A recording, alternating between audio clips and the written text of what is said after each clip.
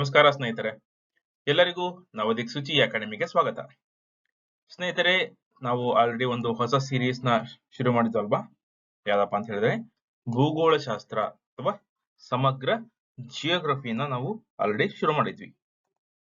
ಮೊದಲ 2 ವಿಡಿಯೋದಲ್ಲಿ ಹೇಳಿದ ಹಾಗೆ ನಾವು ಕಂಪ್ಲೀಟ್ ಜಿಯೋಗ್ರಫಿನ ಈ ಒಂದು ವಿಡಿಯೋ ಸರಣಿಯಲ್ಲಿ ಕಂಪ್ಲೀಟ್ ಮಾಡುವಂತಹ ಒಂದು ಕೆಲಸವನ್ನ ನಾವು ಮಾಡಲಿದ್ದೇವೆ. ಈ ಸೀರೀಸ್ ನ ಇದು 3ನೇ ತರಗತಿ ಆಗಿದೆ. ಇಲ್ಲಿ ನಾವು ಫಿಸಿಕಲ್ ಜಿಯೋಗ್ರಫಿಯ ಬಗ್ಗೆ ತಿಳಿಯೋಣ ಸ್ನೇಹಿತರೆ. ಹಾಗಾದ್ರೆ ಮತ್ತಾಕೆ ತಡ, ಕ್ಲಾಸ್ ನ ಶುರು ಮಾಡೋಣ.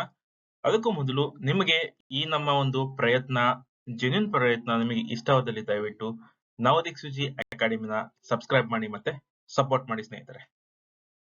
ಫಿಸಿಕಲ್ ಜಿಯೋಗ್ರಫಿನ ಶುರು ಮಾಡೋಕ್ಕೂ ಮೊದಲು ಸ್ನೇಹಿತರೆ ಒಂದು ಕ್ವಿಕ್ ರಿಕ್ಯಾಪ್ ನೋಡೋಣ. ಮೊದಲ 2 ವಿಡಿಯೋದಲ್ಲಿ ಏನಿತ್ತು ಅಂತ ಹೇಳಿ. ಮೊದಲನೇ ವಿಡಿಯೋದಲ್ಲಿ ನಾವು ಭೂಗೋಳ ಶಾಸ್ತ್ರದ ಅರ್ಥ ಮತ್ತು ಅದರ ವ್ಯಾಪ್ತಿಯ ಬಗ್ಗೆ ತಿಳ್ಕೊಂಡ್ವಿ. ಏನಪ್ಪಾ ಇದು ಭೂಗೋಳ ಶಾಸ್ತ್ರ, ಎಲ್ಲಿಂದ ಬಂತು, ಅದರ ಮೀನಿಂಗ್ ಏನು ಅಂತ ಒಂದು ತಿಳ್ಕೊಂಡಿದ್ವಿ ಮೊದಲ ವಿಡಿಯೋದಲ್ಲಿ. ನಮ್ಮ ಯೂಟ್ಯೂಬ್ ಚಾನಲ್ ಅಲ್ಲಿ ಆಲ್ರೆಡಿ ಅವೈಲೇಬಲ್ ಇದೆ ಸ್ನೇಹಿತರೆ, ದಯವಿಟ್ಟು ಅದನ್ನ ನೋಡಿ.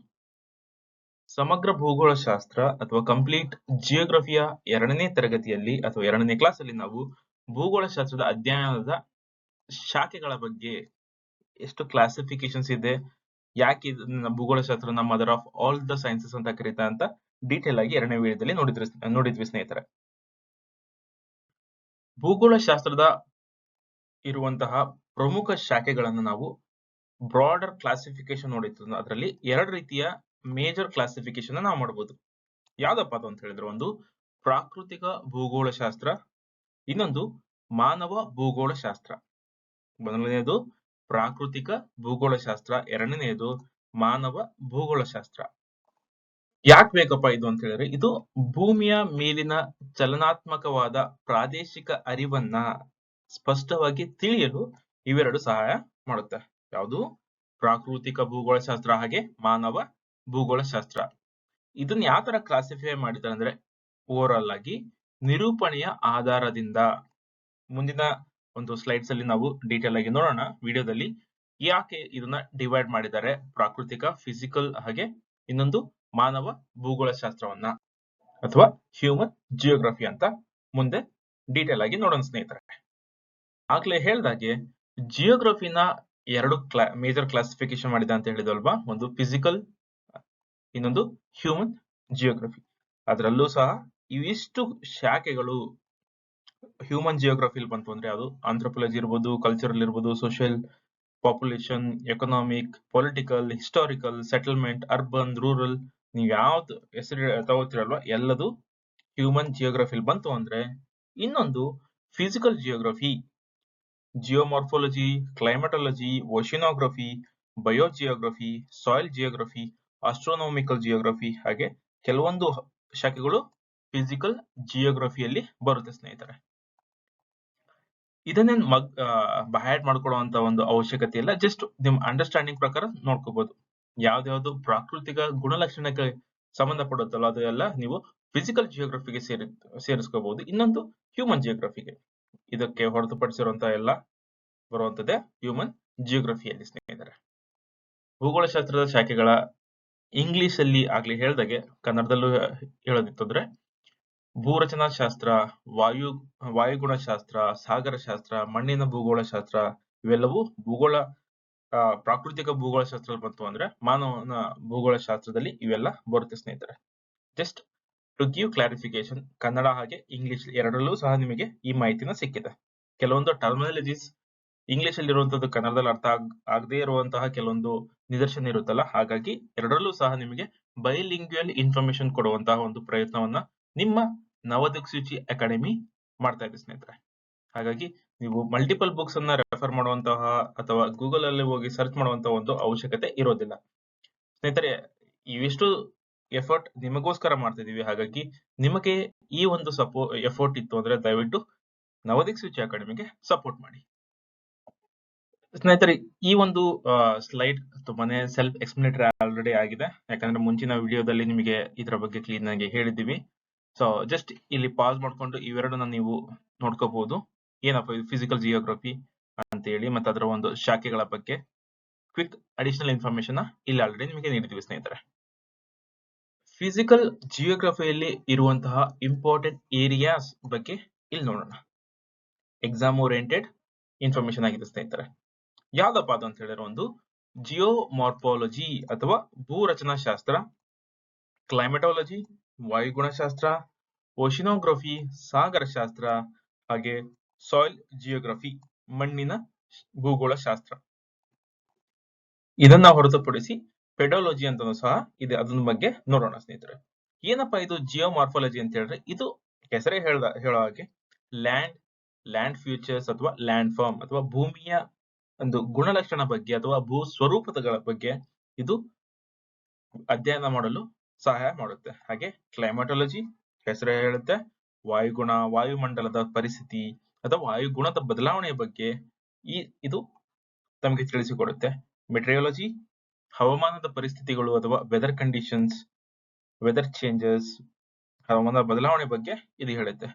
ಸ್ನೇಹಿತರೆ, ಕಮೆಂಟ್ ಅಲ್ಲಿ ತಿಳಿಸಿ ಕ್ಲೈಮೇಟ್ ಮತ್ತೆ ವೆದರ್ಗೆ ಇರುವಂತಹ ವ್ಯತ್ಯಾಸ ಏನು ಅನ್ನೋದನ್ನ ಕಮೆಂಟ್ ಅಲ್ಲಿ ತಿಳಿಸಿ ಸ್ನೇಹಿತರೆ. ಇದು ಸಿಂಪಲ್ ಕ್ವಶನ್ ಆಗಿದೆ, ಸಿಂಪಲ್ ಅಂಡರ್ಸ್ಟ್ಯಾಂಡಿಂಗ್ ಸಹ ಬೇಕಾಗುತ್ತೆ. ಕಮೆಂಟ್ ಅಲ್ಲಿ ತಿಳಿಸಿ ಕ್ಲೈಮೇಟ್ ವರ್ಸಸ್ ವೆದರ್ ಇದರ ಒಂದು ವ್ಯತ್ಯಾಸ ಏನು ಅಂತ ಕಮೆಂಟ್ ಅಲ್ಲಿ ತಿಳಿಸ್ತಾ. ಮುಂದೆ ನೋಡೋದಿತ್ತು ಅಂದ್ರೆ ಓಶಿನೋಗ್ರಫಿ ಹೆಸರೇ ಹೇಳುತ್ತೆ, ಸಮುದ್ರ, ಮಹಾಸಾಗರ ಅಥವಾ ಸಾಗರ ತಳದ ಭೂ ಸ್ವರೂಪ, ಅದರ ನೀರಿನ ಗುಣಲಕ್ಷಣಗಳು, ಅಲ್ಲಿ ನಡೆಯುವಂತಹ ಒಂದು ಕರೆಂಟ್ಸ್ ಅಥವಾ ಚಲನೆಗಳ ಬಗ್ಗೆ ಇದು ತಿಳಿಸಿಕೊಡುತ್ತೆ. ಸಾಯಿಲ್ ಜಿಯೋಗ್ರಫಿ ಮತ್ತಗೇನ್ ಸೆಲ್ಫ್ ಎಕ್ಸ್ಪ್ಲೇನಟರಿ ಆಗಿದೆ. ಭೂಮಿ ಮೇಲಿನ ಮಣ್ಣಿನ ರಚನೆ, ಅದರ ಹಂಚಿಕೆ, ಸಾಯಿಲ್ ಫಾರ್ಮೇಶನ್, ಅದರ ಡಿಸ್ಟ್ರಿಬ್ಯೂಷನ್ಸ್ ಅದರ ಬಗ್ಗೆ ತಿಳಿಸ್ಕೊಡುತ್ತೆ.